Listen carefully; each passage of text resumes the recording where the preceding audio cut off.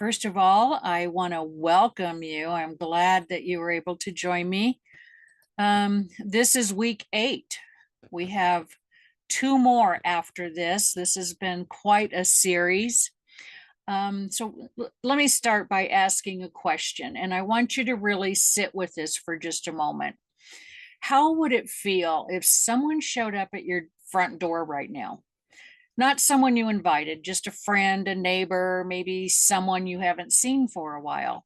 Would you feel excited, embarrassed, anxious? Would you open the door with a smile or would you dive behind the couch and pretend you're not home?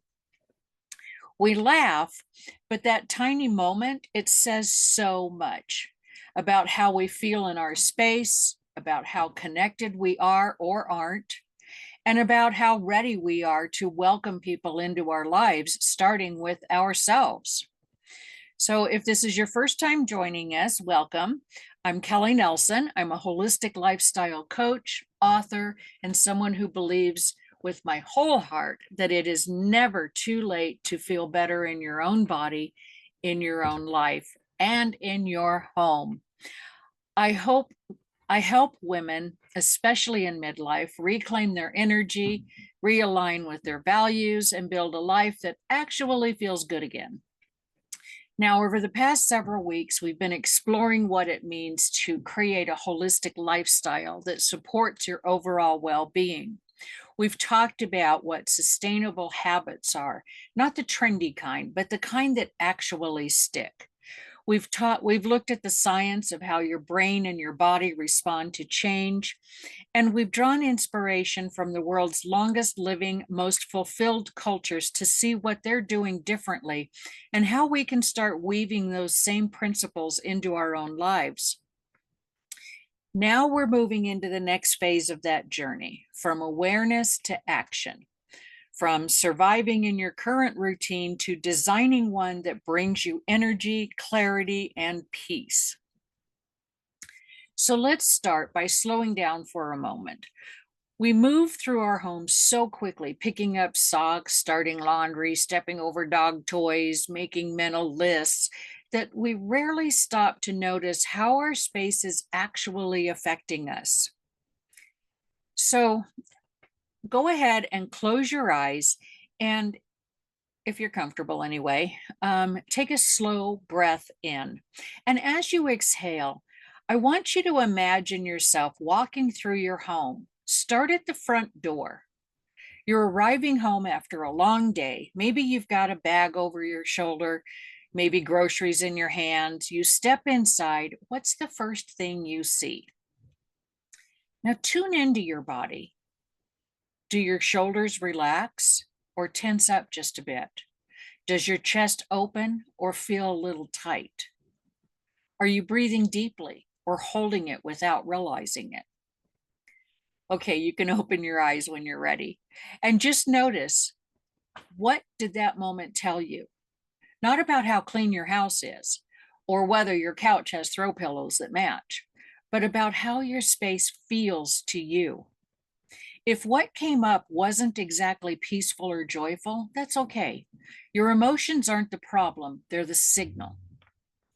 A little tension in your body might just be your space's way of saying, hey, I'm not quite working for you right now. And the good news is that's something we can work with. Now let's take a look at a few examples of how this plays out in other cultures, places where people live long, fulfilling lives. In Okinawa, homes are bright, open, and clutter-free. They're designed to support calm and connection. In Sardinia, homes are simple and tidy. People don't stress about unexpected visitors because their space isn't something they feel ashamed of. It's not fancy, it's lived in, and they're always excited to welcome someone in. In Nicoya, people nap in hammocks and cook slowly, not because they're avoiding something, but because there's nothing urgent tugging at them. Their homes aren't full of unfinished projects or to-do list guilt. In all of these places, wellness is woven into the environment. Their homes are designed to support rhythm, restoration, and joy, not stress. Now, most of us didn't grow up in that kind of environment. We grew up with cluttered corners, rushed mornings, and a constant sense that the house was never quite ready for guests. But it's never too late to shift the energy in your home and in your body. So now that you've checked in and gotten a little glimpse of how your space is really making you feel, let's dig into this, why this matters so much. Not just emotionally, but biologically and neurologically. Because this isn't just about having a pretty home, it's about building a supportive foundation for your whole life. So let's take a step back and look at why your space matters so much beyond just how it looks. Because the truth is, your environment is either calming your nervous system or quietly agitating it. When your home is full of clutter, visual chaos, piles of stuff, unfinished tasks, your brain doesn't just see mess, it sees threat. The part of your brain responsible for detecting danger, the amygdala, perks up when it sees disorder. It's not rational, it's primal. Your brain thinks, I'm not safe here, I can't relax. The constant background hum of stress can raise your cortisol, zap your energy, and over time it chips away at your well being. Now let's look at the flip side, because some of you don't live in clutter. You live in an ultra minimal space that looks calm but feels emotionally empty. Sterile environments that create a different kind of tension. If your home feels cold, impersonal, or overly controlled, it can signal disconnection. It might feel more like a hotel room than a sanctuary. Now, both extremes, chaos and coldness, send the same message to your body. You're not supported here. But some cultures do get this right.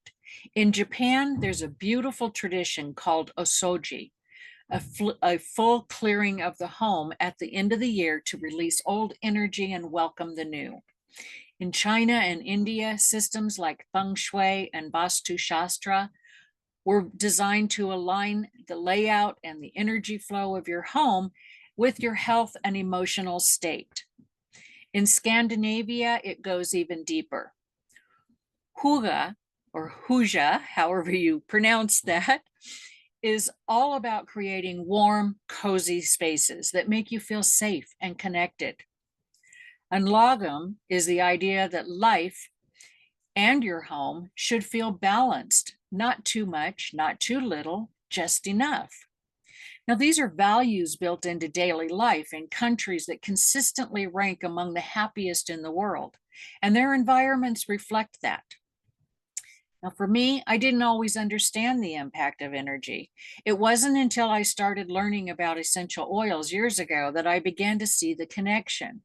I discovered that every oil carries a frequency, an energy, and that those frequencies can affect your mood, your body, and your mind.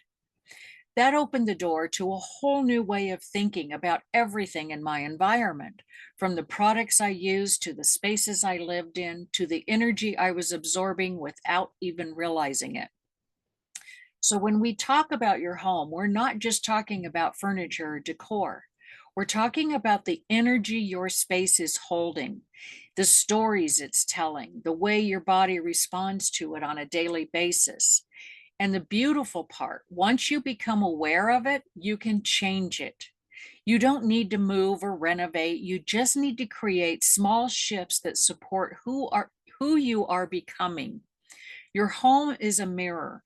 It reflects more than just your taste in furniture. It reflects your story, and every object in it holds energy. So let's think about a few common examples. Clothes that no longer fit, but you keep them just in case. Those hold shame. A drawer full of tangled chargers and outdated tech. It's not just junk, it's mental clutter. Photos of people from a chapter of your life that's closed. That can quietly anchor grief. Even cluttered counters, the ones that never seem to stay clear, can feel like visual proof that you're falling behind. So let me ask you this. Is your home a museum of the past or a sanctuary for the future? Every object, every room, every little cue in your space, it ripples into your nervous system. And those ripples shape your mood, your energy, your motivation. That pile of papers on the kitchen counter might seem harmless, but your brain notices. That laundry chair that you keep meaning to clear off, it's speaking to you, even if you're not listening.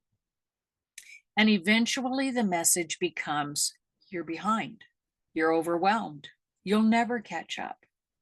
That energy builds and it bleeds into your choices. Now, on the flip side, if you've created a space that's too clean, too sparse, too perfect, it can feel like you've scrubbed the life right out of it. It might look peaceful, but it doesn't feel like anyone actually lives there. Sterility sends a different message. It says, don't get too comfortable. Don't make a mess. Don't be real here. And that kind of space doesn't invite you to rest. It doesn't welcome creativity or connection. It just performs. So what we're aiming for isn't perfection, it's presence. A home that reflects you, a space that holds your values, your dreams, and your softness. One that says, you're safe here, you're supported here, you can exhale here. So go ahead and close your eyes for a moment. I want you to think of a home you love. Maybe it's your grandmother's house, or the home of a close friend or sibling. Someone whose space feels warm and welcoming every single time you walk through the door. It's not about furniture. It's not about how clean or decorated it is. It's the feeling. So what is it about that space that makes your shoulders drop the second you walk in? Is it the scent, the light, the way the coffee's always hot or the couch always has room for one more? Just take a breath and sit with that feeling. Safety, comfort, maybe even a little nostalgia. That's the energy we want to create in your space, not by copying someone else's aesthetic, but by tuning into what makes you feel supported. Now let's talk about how to begin shifting your space gently. Because if your home doesn't feel like that yet, that's okay. You don't have to burn it all down and start fresh. There are ways to release what no longer serves you without overwhelming your nervous system. Now, when we think about changing our space, most of us picture a full-blown overhaul. Donation bags, cleaning supplies, maybe even a little crying on the floor. But today, I want you to think smaller, softer, more nervous system friendly. There's a reason decluttering or changing your space feels so overwhelming, especially when you're already mentally or emotionally drained. Your brain, specifically your amygdala, interprets disorder or change as a potential threat. It doesn't know the difference between a pile of mail and a mountain lion. It just knows something feels out of control. That's why even thinking about decluttering can trigger resistance, tension, or avoidance. And depending on where you fall on the spectrum, your space is either overstimulating you or emotionally freezing you out. If your home is cluttered, visually busy, disorganized, full of things you've been meaning to get to, you're probably feeling mentally cluttered too. Clutter is often a collection of unmade decisions. It holds stories, emotions, identities we've outgrown, but haven't fully released. It's not about laziness. It's about emotional load, trauma, guilt, grief, and identity shifts that can all increase our attachment to things. Now, on the other hand, if your space is spotless, curated, maybe even a little cold, that can be its own form of emotional armor. Some of us respond to stress by controlling everything. We clear the counters, we line things up, we avoid things that feel out of place. And while that might look peaceful, it can actually create tension. There's no softness, no invitation, no warmth. It might be clean, but it doesn't feel lived in. So, whichever of the spectrum you're on, the way forward is the same. You start small. You start with something that holds no emotional weight. Maybe it's a broken blender, a stretched out pair of socks, expired spices in the back of the cabinet. These low stake wins send a signal to your brain. We're okay. This is safe. I can handle this. And when your nervous system gets that message, it starts to relax. One method that I really appreciate because of its emotional intelligence is Marie Kondo's thank and release practice. You don't just toss things out. You hold the item, you thank it for what it gave you, and then you let it go. This tiny act creates emotional closure. It shifts the moment from tension to peace. And over time, it teaches your brain a new truth. Letting go doesn't dishonor your past, it honors your growth.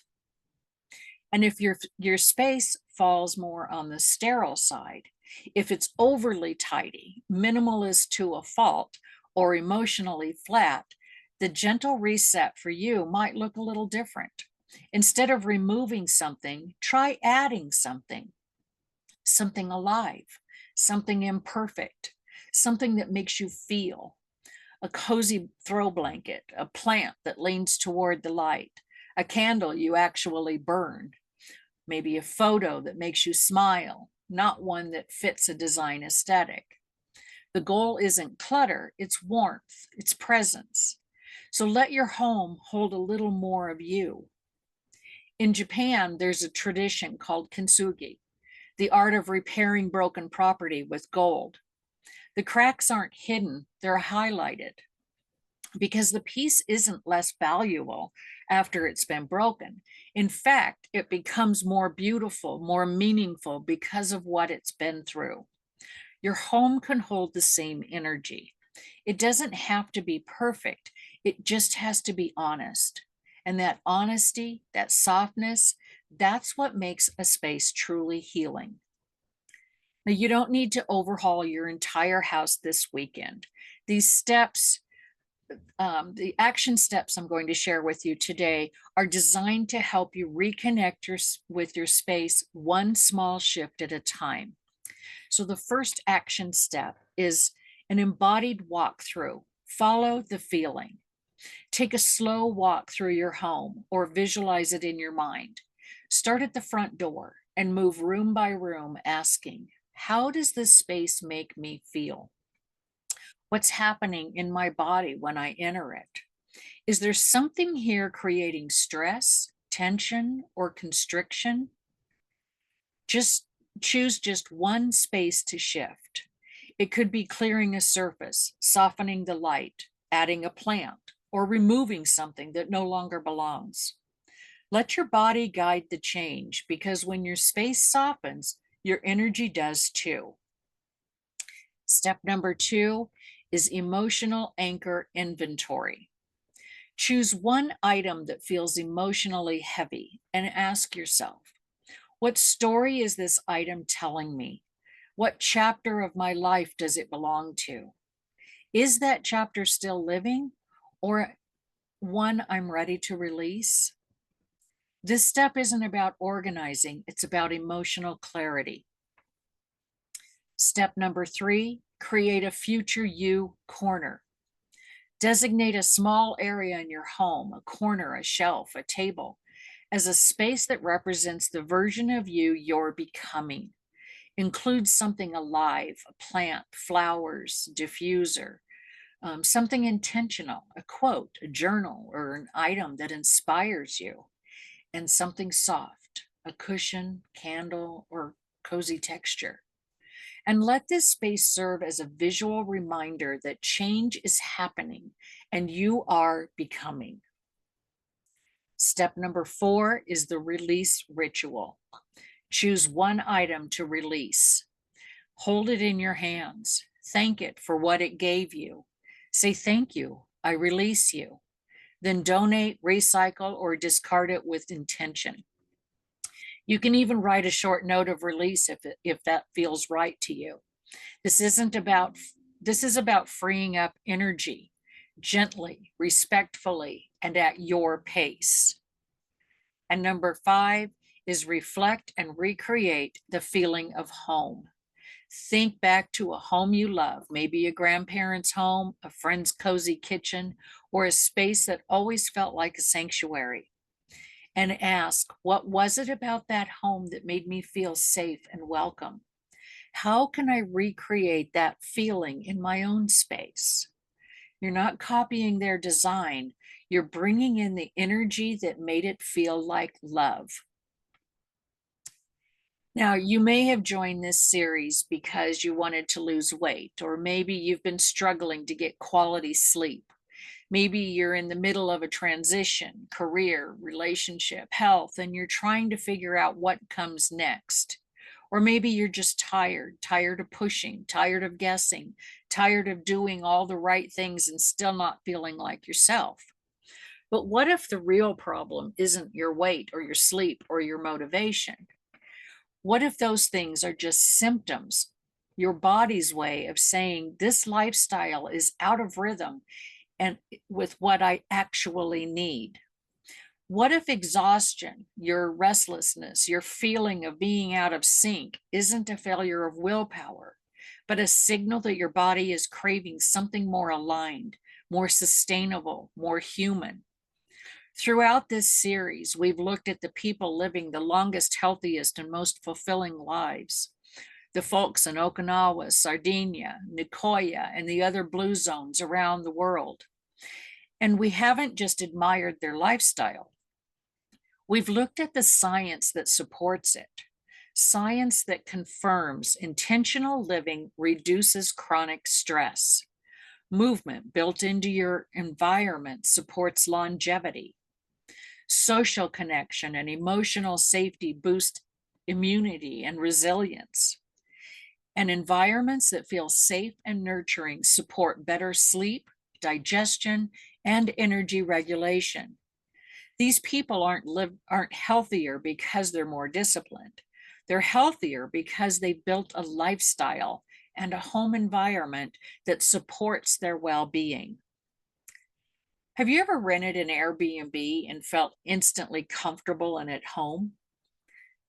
That peaceful exhale when you walk in the door, the clean counters, the soft lighting, the calm energy, that's not magic, it's design. That place feels good because it was created to make you feel good. It also doesn't come with the baggage of your past. No junk drawer full of guilt, no chair covered in clean laundry, no shelf that reminds you of someone you used to be.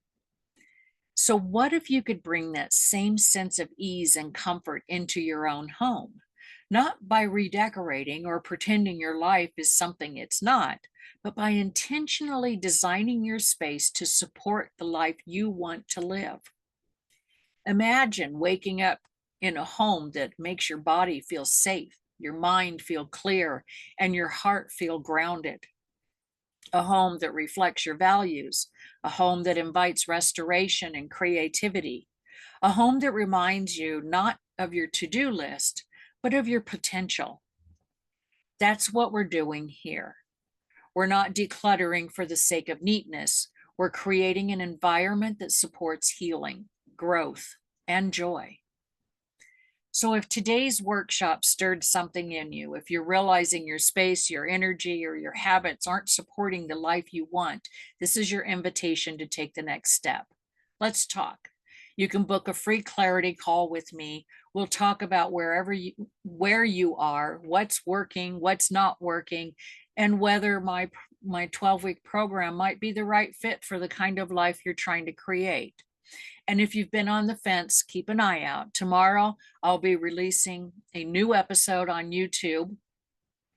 I've already released the first episode, and I will be releasing the second one and hopefully even the third one if all goes well, and sharing a very special offer for those who are ready to take action this weekend. I'll drop the link for the chat to schedule your call in the chat. So stay tuned. You won't want to miss what's coming. Next week, we're going to be talking about relationships and community and why that is so important. And so let me just drop this into. I hope that you will schedule a call with me. Let's chat. And like I said, I am working tirelessly to get all of these episodes available on YouTube. It is a little bit of a learning curve. Correction, it's a big learning curve. It's not a little one. It's a big learning curve. Everything seems to be a learning curve. And so I want to thank you again for joining me. I want to respect your time, and I hope you'll join me next week.